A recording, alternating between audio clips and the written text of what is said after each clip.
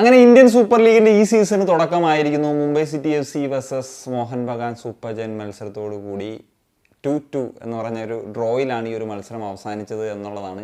Shield വിന്നേഴ്സും cup വിന്നേഴ്സും തമ്മിൽ ഏറ്റുമുട്ടിയിട്ടുള്ളൊരു പോരാട്ടത്തിൽ ഈ ഒരു മത്സരത്തിലേക്ക് വരുന്നൊരു സമയത്ത് പറഞ്ഞ പോലെ രണ്ട് കരുത്തരുടെ പോരാട്ടം എന്നുള്ള നിലയിൽ തന്നെയാണ് ഇതിനെ വിലയിരുത്തിയിട്ടുണ്ടായിരുന്നത്.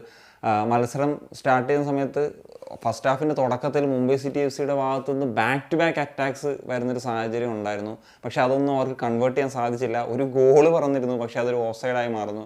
ടോറലിൻ്റെ ഒരു ഷോട്ട്, അത് ആക്ച്വലി ബിപിൻ സിംഗിൻ്റെ ഓഫ് സൈഡാണ്. എനിക്ക് തോന്നുന്നു ബിപിൻ സിംഗ് അതിൽ കാല് വെച്ചില്ലായിരുന്നെങ്കിൽ ഈസിലി ആ ഒരു ഗോള് കിട്ടിയേനെ എന്നാണ് തോന്നുന്നത്. എന്താണെങ്കിലും ആ ഒരു മൊമെൻറ്റ്സിനൊക്കെ ശേഷം, ആ ഒരു ആദ്യത്തെ ഒരു 10 മിനിറ്റിന് ശേഷം കളിയിൽ മുംബൈ സിറ്റി FC ഒന്ന് എന്താ പറയുക, ഗിയർ ഡൗൺ ചെയ്യുന്ന അവസരത്തിൽ വരികയും ആ ഒരു അവസരത്തിൽ മോഹൻ ബഗാൻ അടിച്ചു കയറി. അങ്ങനെയാണ് ആ 2 ഗോളുകൾ മോഹൻ ബഗാൻ ആദ്യ പകുതിയിൽ തന്നെ നേടാനായിട്ട് സാധിച്ചത്. ആദ്യത്തെ ഒരു ഗോൾ വരുന്ന ഒരു ഓൺ ഗോളിലൂടെയാണ്. ടിരിയാണ് ആ ഗോള് നേടുന്നത്, അതായത് ആ ഓൺ ഗോൾ അടിക്കുന്നത്.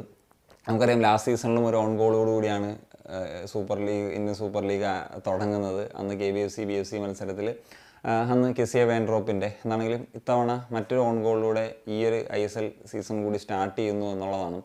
അതിനുശേഷം ആണ് ആൽബർട്ടോ റോഡ്രിഗസിൻ്റെ ഒരു ഗോൾ. അതൊരു സെറ്റ് പീസ് സിറ്റുവേഷൻ ആയിരുന്നു. അവിടെ നിന്ന് വന്നൊരു അവസരമാണ് പിന്നീട്, അതിൻ്റെ ഒരു എക്സ്റ്റൻഷനാണ് പിന്നീട് ആൽബർട്ടോ റോഡ്രിഗസ് അതൊരു ഫസ്റ്റ് ടൈം ഷോട്ട് എടുക്കാൻ, അതായത് ഒരു ഹെഡർ വന്നു അത് ബ്ലോക്ക് ചെയ്യുന്നവരില്ലെങ്കിൽ അത് ഡിഫെൻഡ് ചെയ്യുന്നൊരു സാഹചര്യം വരുന്നതിന് മുമ്പ് ആൽബർട്ടോ റോഡ്രിഗസ് അതൊരു ഷോട്ടിലേക്ക് എടുക്കുന്നു. അങ്ങനെയാണ് 2-0 വന്നത്. അപ്പം ആ ഫസ്റ്റ് ഹാഫിൻ്റെ ആ ഒരു കളിയുടെ ഒരു ഇത് വെച്ചിട്ട് ഒരു തിരിച്ചുവരവ് ഞാൻ മുംബൈ സിറ്റി FCയിൽ പ്രതീക്ഷിച്ചില്ല. പക്ഷേ സെക്കൻഡ് ഹാഫിൽ സാഹചര്യങ്ങൾ മൊത്തത്തിൽ മാറി. കാരണം കനത്ത മഴയായി. അപ്പം കളിയുടെ പേസിനെയൊക്കെ ഇത് ബാധിക്കുന്ന സാഹചര്യത്തിലോട്ട് വരുമല്ലോ. അപ്പം 70 മിനിറ്റ് വരെ 2-0 മുന്നിൽ നിന്നിട്ടുള്ളൊരു ടീമാണ് മോഹൻ ബഗാൻ.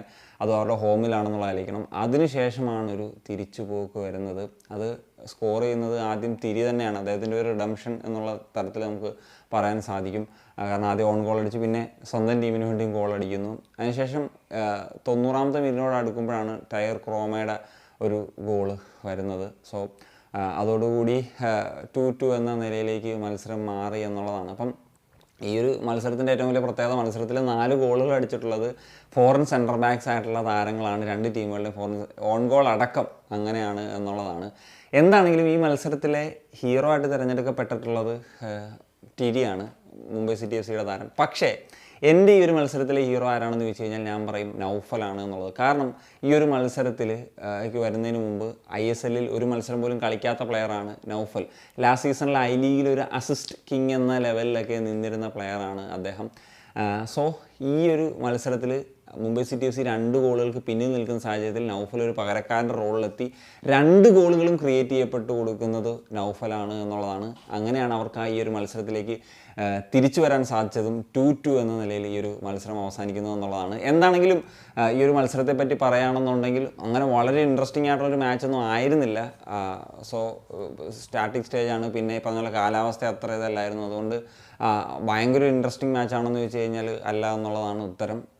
പക്ഷേ ഈ പറഞ്ഞ പോലെ തുല്യ ശക്തി കേന്ദ്രങ്ങൾ തമ്മിൽ ഏറ്റുമുട്ടിയപ്പോൾ ആ ഒരു മത്സരം ഒരു 2-2 എന്ന് പറയുന്ന സമനിലയിൽ പിരിഞ്ഞു എന്നുള്ളതാണ്. That's it guys. അപ്പം ഇതൊക്കെയാണ് ഈ ഒരു മത്സരത്തെപ്പറ്റി പറയാനുള്ളത്. പിന്നെ എനിക്ക് മുംബൈ സിറ്റി FCയുടെ ഭാഗത്തു നിന്ന് വളരെ ഇമ്പ്രസീവ് ആയിട്ടുള്ള പെർഫോമൻസ് നടത്തിയ ഒരു പ്ലെയറായിട്ട് വാൽപൂയെ തോന്നി. കാരണം നമ്മൾ മുംബൈയുടെ റൈറ്റ് ബാക്ക് പ്ലേയേഴ്സിനെ പറ്റിയൊക്കെ പറഞ്ഞ റൈറ്റ് ബാക്കിൽ ഒരു നല്ല റീപ്ലേസ്മെൻറ്റ് വന്നോ എന്നുള്ള ഡൗട്ട്ഫുൾ സിറ്റുവേഷനൊക്കെ ഉണ്ട് എന്നുള്ളത്. എന്താണെങ്കിലും വാൽപൂയി ഒരു മത്സരത്തിൽ നിർണായകമായിട്ടുള്ള 2 മൂവുകൾ, ഒന്ന് ഒരു ഗോളിലേക്ക് വരെ പോകാൻ പറ്റുന്നൊരു സാഹചര്യം, ഒരു പാസ് കമ്മിങ്സിന് നീട്ടി പെട്രട്ടോസ് കൊടുത്തപ്പം അതിൻ്റെ ഒരു ഇൻ്റർസെപ്ഷൻ നടത്തിയിട്ടുണ്ടായിരുന്നു. അതുപോലെ തന്നെ പെട്രട്ടോസിനെ പോലത്തെ ഒരു പ്ലെയർ, അതും അദ്ദേഹം ഓഫ് സൈഡൊക്കെ ബ്രേക്ക് ചെയ്തിട്ട് ഒരു റൺ നടത്തുമ്പോൾ അദ്ദേഹം ഒന്നാം തരമായിട്ട് ഒന്ന് ഷീൽഡ് ചെയ്തിട്ട് സാഹചര്യം ഉണ്ടായിരുന്നു. അപ്പം ഇത് വാൽപൂയയുടെ ഒരു പെർഫോമൻസിനെ പറ്റിയും അതുകൊണ്ട് ഒന്ന് പറയണമെന്ന് തോന്നി.